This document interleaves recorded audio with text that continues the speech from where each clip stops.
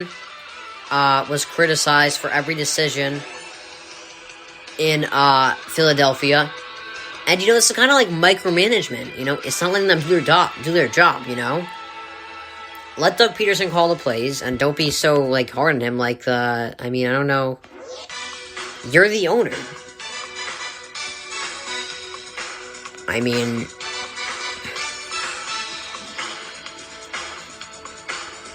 Why can't you just take a look in the mirror and think maybe it's your fault?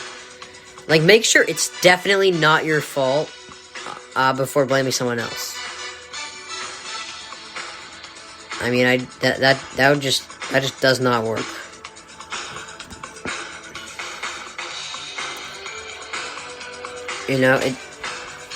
Because you can't be so sure especially when you're the owner, you're literally the head of the snake. You can't just criticize someone else for that. Micromanagement never works. You gotta let the people do their job. If you're unhappy, you get rid of them. So Julius Erving is not a fan of what the Nets are doing. He's saying they're buying a championship. But isn't every team buying a championship these days? That's why I think the 2016 season was the best. At least I've ever watched. It was the year before Kevin Durant. Okay, there were super teams before. The Celtics made a super team. The Heat made a super team. I get it. Yes, because I know that's going to be your argument. Oh, but there were super teams before Kevin yet. Yes, there were super teams before KD joined the Warriors. But it was never a trend. It was something that happened once in a while.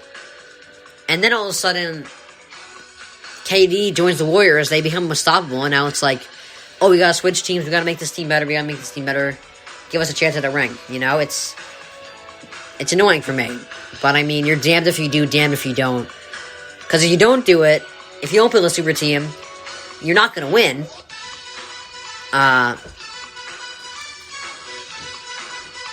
So you're gonna get criticized for not winning.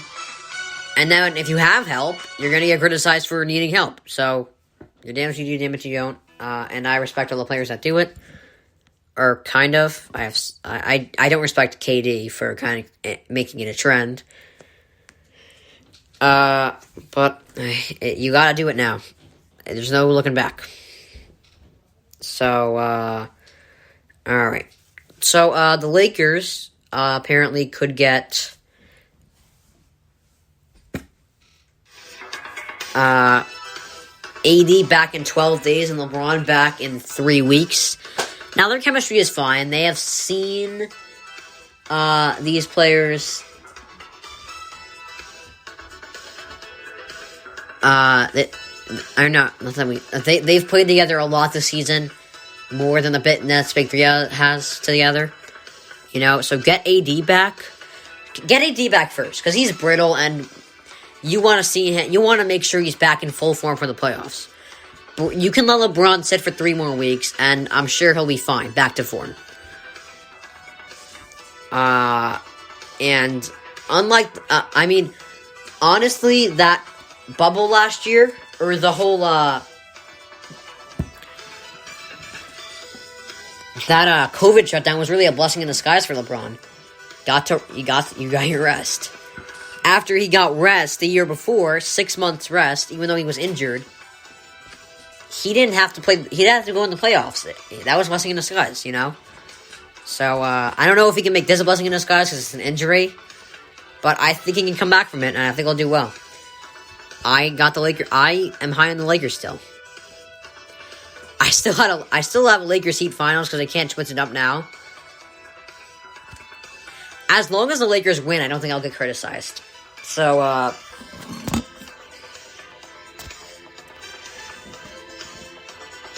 because I've heard Stephen A. Smith predicted the winner wrong, 7 years in a row.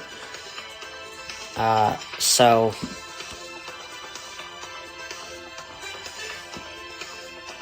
I hope that doesn't happen to me. Where are the Heat in the East? Oh god, they're the 5th seed. But you know what? They were the 4th seed last year. We could be looking at something here. I don't know. Alright, so on to the if I were a GM. Who would I draft? Alright.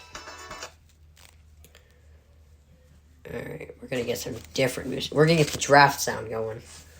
So, with the first pick...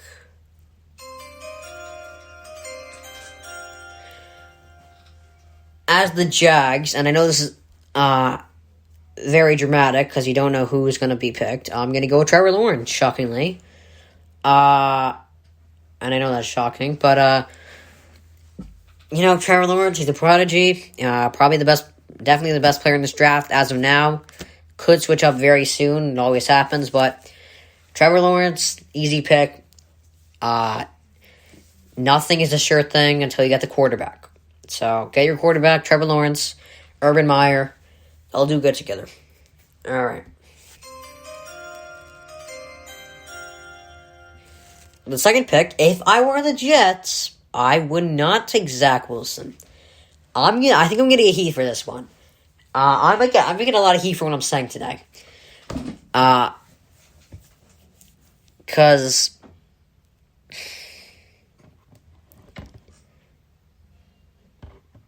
Justin Fields, I think he had better competition than Zach Wilson. Last year, they had a very weak schedule, the BYU, and that was his best year, so it shows that he's best when he has no one to play, which isn't fair in the playoffs. So right now, Justin Fields, despite his issues, he has 8 wins against top 20 teams. I take him right now. I could easily be wrong about this, but I'm going to go with it. All right, so with the third pick. With the third pick, the Niners take Zach Wilson. If he's sitting there, Zach Wilson, despite not playing much competition, he does have a lot of QB traits that I like. What did I like about him? He reminds me like a Matt Stafford /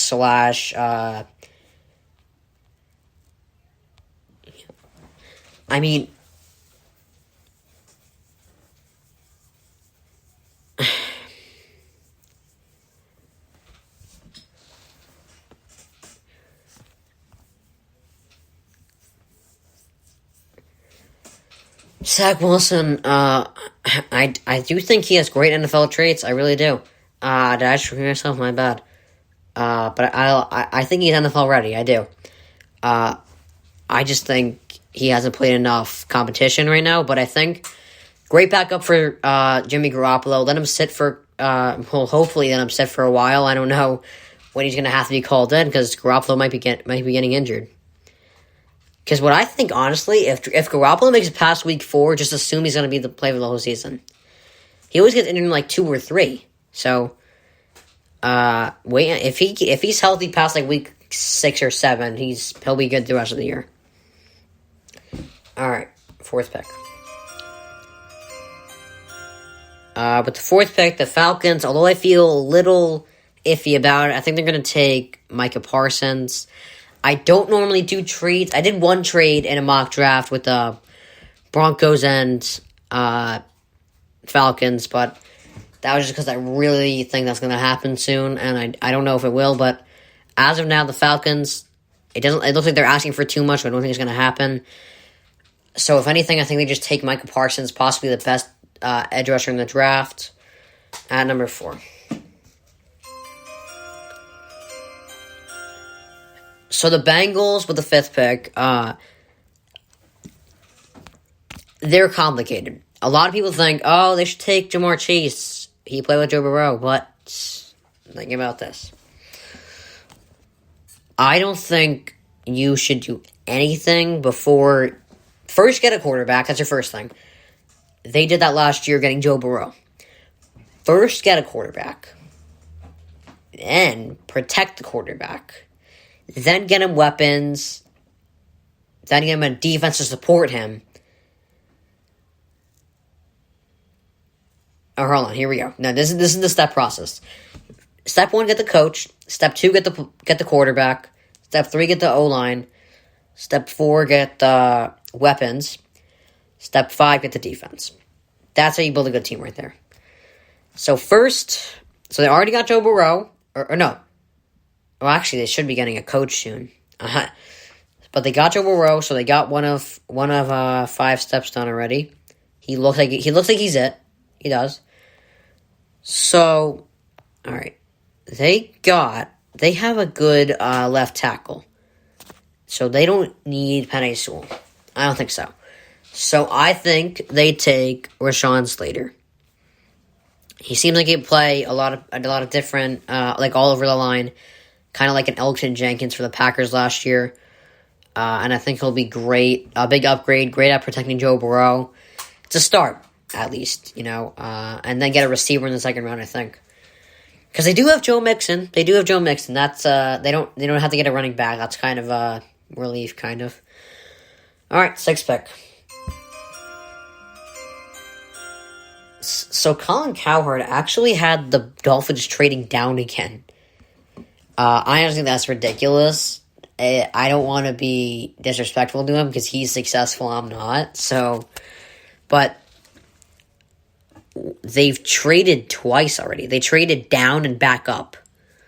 They're not going to trade back down. I mean, they willingly traded up. So, I mean, I just think they stay here. I don't think they take Ja'Marr Chase. I don't. And it's a little... I was between an offensive lineman. I think here's what they need. They already got Will Fuller. I think that was the second receiver they needed. Now... Because think about this. They got a great defense. Think about this. They don't know... They have the coach. They have Brian Flores. They might have the quarterback. They need one more O-lineman, then they have protection. They have the weapons. And they have the defense. So, they have like 4.5 out of the steps taken. Because I think Tua counts as a half, because we don't know. And one more O-lineman, I'm just going to give them the point on that.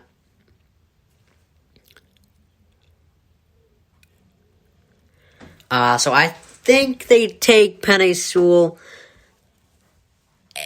It might sound a little crazy. I know there's going to be a lot of people saying, "Oh, thank God you're a GM. You're not a GM. My bad." Well, I actually think this is a pretty solid list, honestly. Except with the exception of Micah Parsons so high and Penei Sewell. That's what I think. I think Micah Parsons so high. I was a little uptight about that, but I think this is a little toss up kind of too. So. But I like what I've done with this as well. So, with the 7th pick, I think you give Jared Goff a try at least. It would be stupid to just, not trade him. Or no, trade him and then not use him. That would just be dumb. I just don't think there's another... Obviously, you can go with Elijah Vera Tucker, but I don't think you should do that with Ja'Marr Chase on the board, because you do need a receiver too. That's what I was kind of thinking with the Bengals. I mean, because you had a player of Rashawn Slater's caliber, and Ja'Marr Chase. It's kind of a toss-up, but, you give it to the O-lineman. So now, there's either Elijah Vera Tucker or Ja'Marr Chase. I'd go Ja'Marr Chase. I know it kind of sounds like I'm kind of contradicting myself, but it's not really. It really isn't, because I don't think Elijah Vera Tucker would be I feel like it would be a waste almost when you have Ja'Marr Chase there. And, the Bengals... I feel like it would be a waste to pass on a possible protection for your quarterback, even though Ja'Marr Chase... mock drafts are so hard. This is hard. This is really hard. I'm going to go Ja'Marr Chase. I think it's the right weapon. Don't give me hate, please. With the 8th pick, the Panthers, they can't get Penei Sewell. And they either get Elijah Vera Tucker or Patrick Surtain.